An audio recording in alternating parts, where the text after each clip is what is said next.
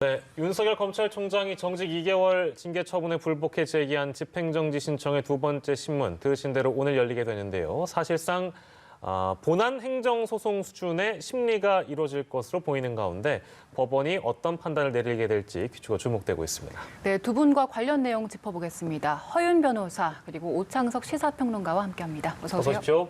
안녕하세요. 네, 저희 관련된 이야기를 나눠가기 전에 혹시나 제가 이 질문을 빼놓을까 봐 미리 좀 여쭙겠습니다. 지난번에 저희가 이거 다룰 때 결론이 언제쯤 나올까라는 질문에 거의 모든 전문가들이 오늘 늦게 아니면 내일 혹은 이르면 이번 주에 다 결론이 낸다 했는데 그렇지 못했어요. 그래서 이게 연기가 됐단 말이죠. 그러면 오늘 2차 신문인데 혹시나 3차 신문 갈 가능성도 있어 보입니까? 어떻습니까?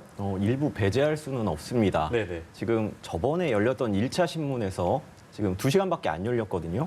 당시에는 쟁점 정리가 제대로 되지 않아서 예. 아마 2시간 만에 이제 종결이 됐고요. 예. 그러면서 재판부가 7가지 점에 대해서 각각 이제 소명을 요청을 했어요. 이제 성명을 내렸는데 예. 그 부분에 대해서 상당히 많은 양의 자료를 제출을 했고 심지어 예. 이제 윤 총장 같은 경우는 오늘 오전에 답변서를 제출을 했단 말이에요. 그러니까요. 예, 그랬다면은 이 부분이 예. 아마 재판부가 판단하기 어려울 수도 있어요. 예. 그러면 뭐 3차 신문이 있을 수도 있는 거고, 예. 물론 이거는 가정입니다. 이 예. 가처분 신청이라는 게 예. 하루라도 빨리 시급하게 판단을 해줘야 되는 거라서 네. 아마 오늘로 종결이 될 거라고 예. 좀 가능성이 높긴 하지만요. 예, 예. 하지만 뭐 3차가 열릴 가능성도 완전히 배제할 수는 없다. 이렇게 말씀드릴 수 아까 있겠습니다. 저희 그 취재기자 얘기가 집행정지 결과는 휴일에 상관없이 발표하기 때문에 내일이 성탄절인데요. 내일 나올 수도 있다고 하고 뭐 이번 주말에 결과가 나올 수도 있다고 하니까 아무튼 모르겠습니다. 결과가 이번 주에 나올지 또 지금 말씀처럼 가능성 어느 정도 열어두고 3차 신문 혹시나 갈 수 있을지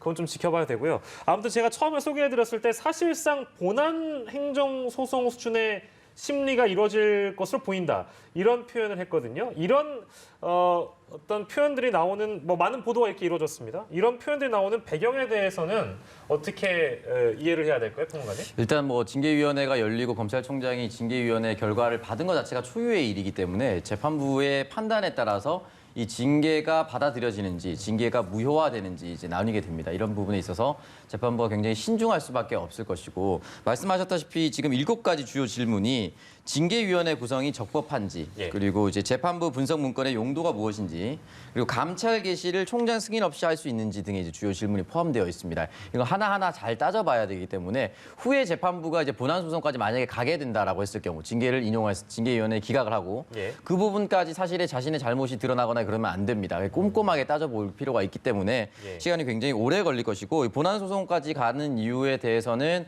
아무래도 윤석열 총장 측이 제시했었던 정권 수사를 향한 월성 원전 1호기 관련된 것이죠.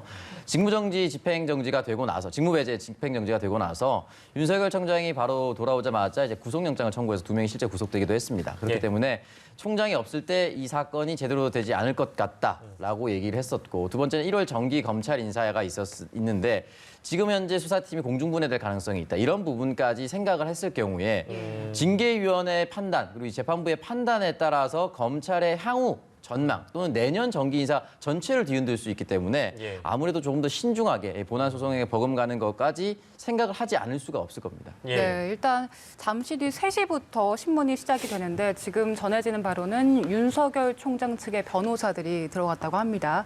자, 일단 오늘 신문의 핵심 쟁점부터 차례대로 짚어보죠. 좀 전에 말씀드린 대로 지난 1차 신문 기일에서 7가지 쟁점을 요청을 했습니다. 지금 그 부분에 대해서 아마 다투어질 것으로 예상이 되는데요.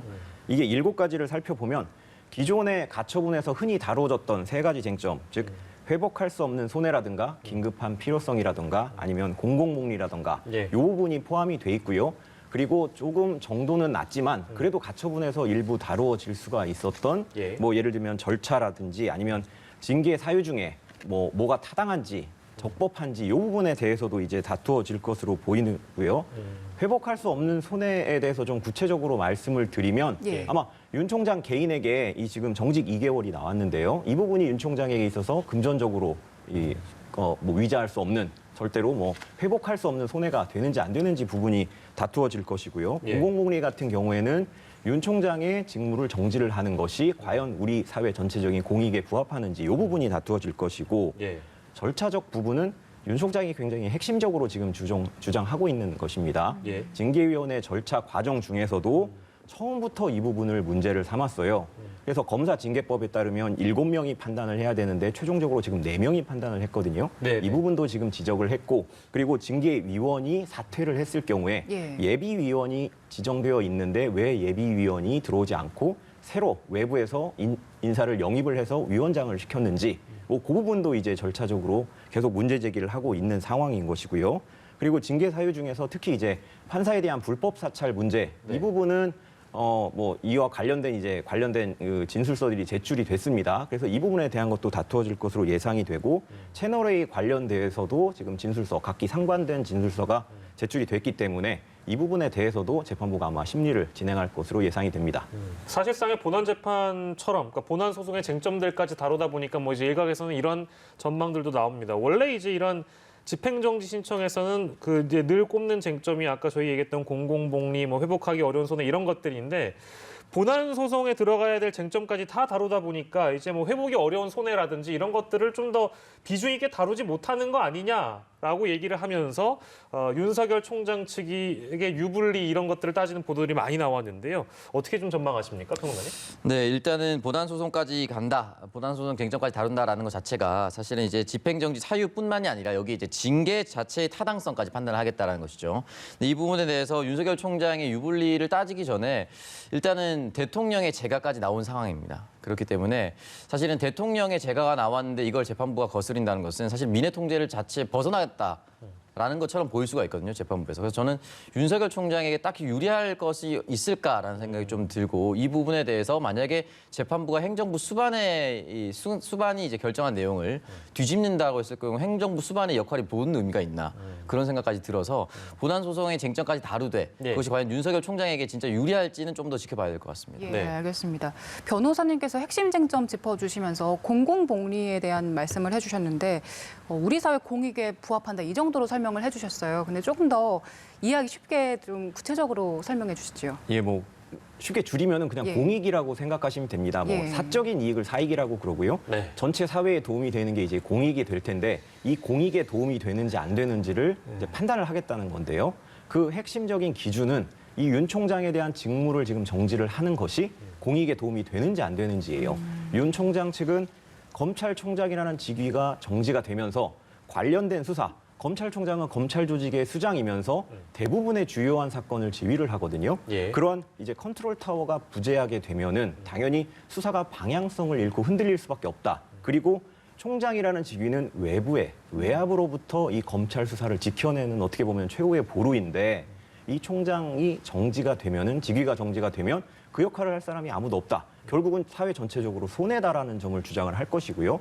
반대로 이제 법무부 같은 경우에는 윤 총장의 직무가 정지가 되더라도 우리 사회 그리고 우리 수사 시스템은 견고하다. 예. 문제없이 돌아갈 것이다라고 하면서 이제 드는 예가 대통령도 탄핵이 되면서 직무가 정지가 됐고 총리가 대행을 했다. 우리 사회에 전혀 문제 없었다. 그렇기 때문에 윤 총장의 주장은 마땅하지 않다. 이런 식으로 반박을 하고 있거든요. 그래서 이 부분에 대해서 재판부가 어느 주장이 좀 더 공익에 부합하는지 예. 그 부분을 판단할 것으로 예상이 됩니다. 예. 보통 이제 예상하기로는 집행정지가 인용되면 직무복귀가 가능해지기 때문에 소위 권력형 비리라고 표현되고 있는 뭐 이런 월성 원전 수사들 뭐 이런 것들 속도가 나게 될 것이다라고 얘기를 하고 있고 기각하게 되면은 지금 뭐 여권 일각에서는 결론과 상관없이 자진 사퇴해야 된다 이제 이런 가능성도 나오고 있는 상황이라서요. 근데 기각을 전제를 해두고 인용을 전제를 해두고 일단 질문을 제가 먼저 드리겠습니다. 인용되면 앞으로의 상황은 어떻게 될 거라고 전망하시는지요, 평론가님? 만약에 인용이 된다, 그러니까 윤석열 총장이 걸었던 내용이 인용이 된다라고 했을 경우에 사실은 현 정권이 할 수 있는 것들이 아무것도 이제 없어지겠죠. 그러니까 추미애 장관이 했었던 모든 것들이 이제 물거품이 된 거고, 그리고 대통령이 승인한 것까지 모두 물거품이 된 것입니다. 그렇기 때문에 윤석열 총장이 복귀하고 나서 그렇다면 이런 생각이 좀 들 수는 있겠죠. 검찰의 권력이 무소불위의 권력이구나라는 생각이 들 거고, 그리고 월성 원전 수사가 굉장히 쟁점으로 떠오르는데 일단 이 부분에 대해서는 불법 운영 연장이 한번 된 사안입니다. 그렇기 때문에 이 부분에 대해서 마치 우리 사회에 전체 엄청난 영향을 미칠 것처럼 계속 보도가 나오는데 네네. 이 부분에 대해서 중요한 쟁점은 결국은 청와대 또는 장관 정도의 라인에서 아예 무마하도록 만들었느냐 못 만들었느냐 이 부분이거든요. 근데 이 사실이 윤석열 총장이 복귀한다고 해서 몇 개월 만에 그러니까 윤석열 총장 임기 전에 모든 것이 끝나지 않아요. 그러니까 1심부터 3심까지 만약에 간다고 했을 경우에 네네. 7월 안에 끝날 가능성이 전혀 없습니다. 그렇기 때문에 만약에 정권 수사를 못하게 될 것이다라고 하는 것도 말도 안 되는 것이고요. 네. 그렇기 때문에 이 부분에 대해서는 인용이 된다고 하면 타격은 정부 여당과 그리고 추미애 장관 정도밖에 되지 않은 것이고 예. 기각이 될 경우에는 사실상 이 부분에 대해서는 저는 그래도 윤석열 총장이 흔히 말하는 회복할 수 없는 손해가 발생할 것이냐 네. 저는 그렇지 않다고 보는 것이 2개월 하고 나서 남은 5개월이 있습니다. 그 상황에서도 충분히 뒤집을 수 있는 내용이고 네. 1월 정기 검찰 인사를 계속 얘기하는데 지금 검찰 인사 또 추미애 장관이 한 거예요.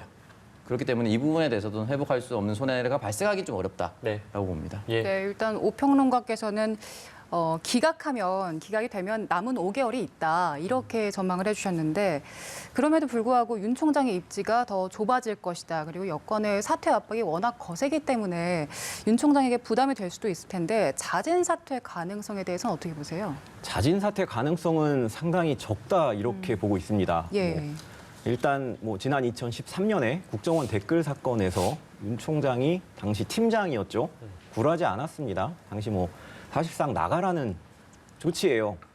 여주지청장으로 근무하던 사람을 고검 검사로 보낸다는 것은 한직으로 돌리는 겁니다. 그냥 알아서 나가라 이런 건데 그 4년 동안의 인고의 시간을 겪고 네. 그리고 그것을 경험을 한 뒤에 지금 총장 자리까지 올랐거든요. 예. 그렇기 때문에 결코 이제 스스로 나가진 않을 것이고 또 어제 있었던 정경심 재판이 있습니다. 예. 사실 이 윤 총장과 이 현 정부가 대립각을 세우게 된 것은 지난해 이 정경심 교수에 대한 기소 사건 이후입니다. 예, 예. 그런데 어제 사건을 보면 윤 총장이 실제로 수사를 한 내용, 그 기소한 내용들이 상당 부분 유죄가 인정이 됐거든요. 그렇기 때문에 윤 총장 입장에서는 내가 처음에 이 갈등을 초래하게 된 원인에 대해서 정당성을 가지고 있는데 예. 내가 왜 나가라고 생각을 할 수밖에 없습니다. 그래서 아마 자진 사퇴 가능성은 굉장히 적다 예. 이렇게 예측할 수가 있겠습니다. 알겠습니다.